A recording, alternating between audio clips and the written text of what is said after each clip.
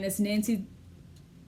Well, I have to say Nancy Drew so much in this video, and I can't say it. Hello everybody, and welcome back to Teacups and Toadstools. I'm really sorry this video is a little bit late. It's finals week right now, and I'm really tired and haven't had a lot of time to film, but we're making it through, and I found a pocket of time today, and I'm so excited to talk about what I'm going to talk about today. So in honor of the newest Nancy Drew game coming out after 3.5 years of waiting, I decided that today I would tell you my top 10 Nancy Drew video games of all time because I love them, and for those of you who haven't played them, who might be interested, I want to give you the best ones to check out first. So I'll kind of incorporate what kinds of mysteries they are so you have an idea of which one in particular you might like the best. So the mug featured for today is not really Nancy Drew themed, but it is a cat mug, which I love, and they're so cute, and it's in red. I decided to feature this one today because unfortunately it is at the end of its life. I tragically broke the edge yesterday, and I'm very sad about it, but I wanted to feature it before I got rid of it because I've had this mug for a long time, and it's time. It broke. We got to move on to the next one. So anyway, cheers to my last drink in this mug. Alright, so without further ado, we are going to get into the rankings of the best Nancy Drew games of all time. Let's go. Coming in at number 10 is Nancy Drew The Silent Spy, which came out in 2013. This is the first game that I actually played on a Mac operating system instead of a Windows operating system, which it was just smoother, it ran better because I was playing it on this like little Dell computer that didn't function very well, and so this is the first time I've experienced smooth graphics at all with any of her interactive games. This game follows the journey of Nancy's mother. It's one of the newer games, and it's actually one of the first to do that, so that's kind of cool. I really like the puzzles in this game. They were really hard, and this game was scary in a sort of intense way, like in a spy movie way, but it wasn't like creepy, if that makes sense. This game would appeal to people who are into spy films or like action films. This is definitely the one for you. Even though this is a game I don't like love, I liked it enough to include it on this list. And I think it's unique enough in its own fashion where somebody could find something that they liked in this game that they might not like in some of the other games. Yeah, The Silent Spy, number 10. And at number 9 is Nancy Drew The Final Scene, which is the 5th game in the series. It came out in 2001. It's an older game, so the graphics aren't great, and none of the graphics in Nancy Drew games really are awesome just because it is an independent platformer and this is all that they make. But it has a really neat story. I really think that it does a good job of building suspense, which isn't always the case in all of the games, and it spans over a 3-day period, and so it takes place in a theater, and there's like day one is, you know, you enter the theater for the first time and you learn about the history of the theater, and they have actual articles with real like information about different theatrical performers, which is really neat. And that's when Nancy's friend gets kidnapped, and so the whole story in the next 3 days is Nancy trying to figure out where her friend is in time to save her life.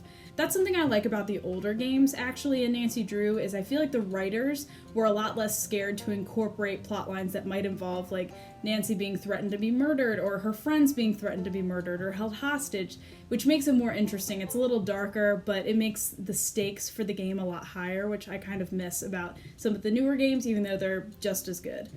Alright, coming in at number 8 is Message in a Haunted Mansion, which came out in 2000, and there was actually a Game Boy Advance game. This is the only game in the whole series that had a Game Boy game. That one came out in 2001, and so this game is the first game in the series that was really like scary, that had creepy elements and kind of played with ghosts and stuff, because this is the 3rd game that was released by Her Interactive. A lot of this game follows Nancy, and she's staying in this house that's said to be haunted, basically, Message in a Haunted Mansion, and there are a lot of just neat cutscenes that I really loved in this game that were really creepy, and the graphics, since they're so old, they kind of help add to the creep factor, which I enjoyed a lot.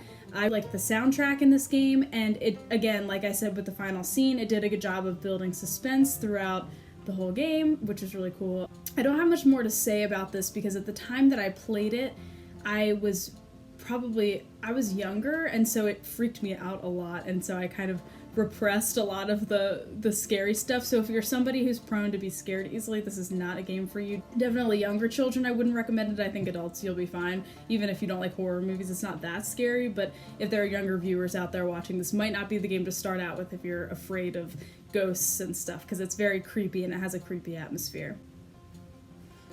Alright, number 7 on this list is Alibi and Ashes, which came out in 2011. This game is very unique in its own right within the series because you actually, instead of just playing as Nancy the whole time in the game, you switch between different characters, and so you actually get to play as Nancy's boyfriend, Ned, and you get to play as her friends Bess and George, which is really fun. And it's kind of neat how strategically you can kind of figure out how to like talk to different people depending on the person you're playing. So for example, when you're going to the ice cream shop and you might be wanting to talk to the woman who owns that, I think she's the mayor or like the mayor's wife or something, but if you go as Bess, if I remember correctly, she's a lot nicer to you and will actually open up about information than if you go as Ned, for example. She's less likely to open up, and there's different characters like that for everybody. Nancy is stuck in jail for the whole game, and she has to rely on her friends to bail her out, which is really neat, and they have to find out who's behind the fire at the old town hall, which she's accused of. I said that earlier, but I'm kind of talking in circles, but anyway, yeah. Alright, number 6. Number 6 is an interesting spot, and I had to kind of toss up a couple of them just because I wasn't sure which one would be number 5, number 6, so anyway. Number 6 is The Last Train to Blue Moon Canyon, which came out in 2005, and this game is great. I love it a lot. It takes place on a train, and I tell this to people a lot, but I love tropes in books and in movies where people are stuck on trains for whatever reason, like Murder on the Orient Express, because there's a specific time that you have to solve the mystery that you're trying to solve instead of it being like just an open investigation, because you have that group of people there specifically during a period of time and you know that one of them did it. So that's kind of neat. This is the first game to feature the Hardy Boys as characters, which is so fun. I loved getting to see them, and I thought their character designs were really, really good in this game. I really love the soundtrack for this game as well. It was very good. This game has some creepier elements to it, but it's not scary. It just like, there's this one puzzle with dolls that I remember as kind of freaky, and that kind of scared me when I was younger, but it was fine. And the other thing I like about this game is that you're on the train for a period of time, but there's also like times that you go outside of the train and you go visit other places because the train will stop. Again, the characters in this game, so we have the Hardy Boys, and there's another guy I remember who's a ghost hunter, which is such a cool character because he's like looking for ghosts on the train. So yeah, I loved this game. It was so fun. I'd recommend this game to people who are fans of Murder on the Orient Express by Agatha Christie. It's not a murder per se, but it has the same kind of dynamic of just random people being stuck together.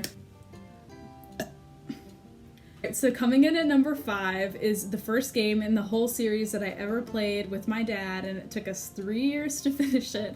It's The Secret of Shadow Ranch, which was made in 2004. A lot of this game is Nancy goes to a ranch which is owned by her friend Bess and George's, I think, aunt and uncle, and they're not there for the game, which is kind of weird. So it's just Nancy, like, unrelated to these people just chilling at their house because Bess and George get caught up at the airport or something, so they're not there for the game either.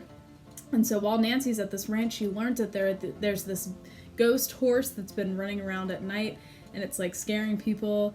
There's also this whole side mystery that kind of veers into like the history of the ranch, which is Dirk Valentine, and he has like a treasure that he had buried out where this ranch is located, and so part of the mystery is figuring out who's behind the ghost horse, and part of it is trying to figure out where this treasure is, and they, spoiler alert, end up being sort of connected, which is usually what happens in these games when there's two diverging plots. But I really like the characters. I think they're very strong and they're all very unique.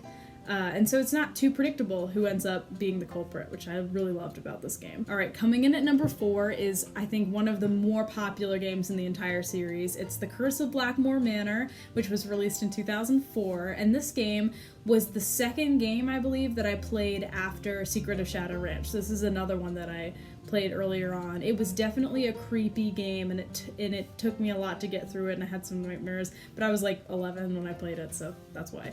But yeah, no, it's super good, and the thing that I love about this game is it follows a family's legacy throughout history, and that becomes a really important part of the plot and what's behind the whole mystery that Nancy's planning on solving. This is a classic Nancy Drew video game story where she ends up coming to a place just to hang out and be there for a couple days, and it ends up that there's a mystery that needs her solving, which ends up being the case every time. I really loved the characters in this game. I thought that they really stand out. There's Ethel, who you only talk to like 3 times, but she's like really creepy and weird. And then Jane, I loved Jane, even though she's so annoying. Like, her character is so clear to me, and I really loved her a lot. And I love any game with secret passageways in a house. Just, I love it, I love it. And this game also features Lulu the parrot, who is one of my favorite characters in all of Nancy Drew. I'm not gonna lie to you guys. Anyway, but yeah, so this is a really great game, and we're getting into the top 4 now, and so all of these I would really recommend, but this one I would definitely recommend for like fans of the classic haunted house trope, but also fans of sort of maybe like a lineage legacy kind of mystery. Okay, everybody, we're at the top 3. Get excited. Coming in at number 3 is Shadow at the Water's Edge, which was made in 2010. This story takes place in Japan, and fun fact, it kind of takes place near Misawa, which is where my dad went to high school because his father was in the military. Just kind of a cool little tidbit. I played this game with my dad. I played a lot of these with my dad. But yeah, so this game, I loved it because, one, it's scary, and I played it when I was a lot older. I think we played this one when I was maybe 16 or 17, but it scared me for real, and I think that it's a creepy game, and it's a fun game for people who like to be scared, because it's probably the scariest in the series, debatably with this one and the next one I'll talk about. But yeah, this game, I really loved the music a lot, and the atmosphere was really cool. So it takes place at a ryokan, which is an inn in Japan, and it's owned by this family, but it's not doing very well because it's said to be haunted. And so the whole mystery is Nancy trying to figure out if it's really haunted or who's behind it, because she knows that it's not really haunted. I just loved the fact it was in Japan. It was one of my favorite settings for any of the Nancy Drew games. It was just so fun. And I loved specifically the train puzzle because it kind of is a play on the Japanese underground system, and so there was like a whole puzzle on trying to figure out how to get where you're supposed to go, and I just thought puzzles were very story-driven in this game, which was very refreshing. But yeah, loved this game. Loved it, would recommend 100%, it's great. Number 2 was a toss-up between Shadow at the Water's Edge and this game, because I was kind of trying to decide which one I ended up liking better. This one won overall, and I'll explain why in a minute, but it's Ghost of Thornton Hall, which was released in 2013. This game is awesome. I really love it, and I know that's not a popular opinion among the Nancy Drew gaming community, but I really like this game because I love the history. You'll learn this about me. I love the Civil War era history that it provided, which is super cool, and I love it when there's sort of an educational aspect to the games without it being like hitting you over the head with the Civil War knowledge. I thought this game did a really good job of having a very creepy atmosphere. There weren't really any jump scares like in the last game, but this one was almost scarier because you just didn't know what was coming, and I had no idea what was coming, and it was really cool. And this also follows the sort of haunted house trope, so there is like kind of a creepy haunted house aspect to it, and just the fog, and it's always nighttime, which is just, it was very, very cool. At this game, I would definitely recommend, again, kind of with Curse of Blackmoor Manor, if you're a fan of sort of a history element to your games and having like a legacy impact how things are turning out today. And also another very specific thing I loved is the graveyard. I just loved that all the tombstones had stuff written and that they went into that much detail. It was just so much fun. I loved it. All right, everybody. We made it to number 1. This game is my favorite game. There was no competition. I knew immediately when I made this video that this is my number 1 favorite game. And it's Warnings at Waverley Academy, which came out in 2009. This game is awesome because, 1, it takes place in a boarding school, which I love that. And so Nancy is undercover as a student at the school. And so she has to figure out, there's been these notes that have been slipped under students' doors, which are like blackmail notes from this person called the Black Cat. And so she has to try to figure out who's behind being the Black Cat. I love all of the characters in this game. They're all very specific, which I loved. And sometimes in these games, the characters aren't quite as specific and toned in, but this game, like, there were a lot of characters and every single one had a very distinct character trope. And there are a lot of good twists story-wise in this that are grounded in reality. Like, they're good twists that I didn't see coming, truly. And some of these games, you see what the twists are going to be before they happen, but this game really took me on a ride. I also love the environment of the school. I thought that the way it was built was very nice, and that it was big enough that you kind of got a lot of places to explore, but also there weren't a ton of places, so you didn't get lost. The game just, I love it. It's great. And I love my favorite character. For those of you who played it, my favorite character is Mel, who is this goth cellist, and she is just a star, and I love her. It's my favorite game. Love it. Would recommend it to anyone. It's great. Yes. I'm glad you're still here right now, because that means you made it to the end and you listened to all my rambling about all the Nancy Drew games. I played these before I was really allowed to play any other video games, which is why they hold such a special place in my heart, because they're what introduced me to games and to mysteries and to being able to control your own story, and I just loved it. Like this video if you like Nancy Drew.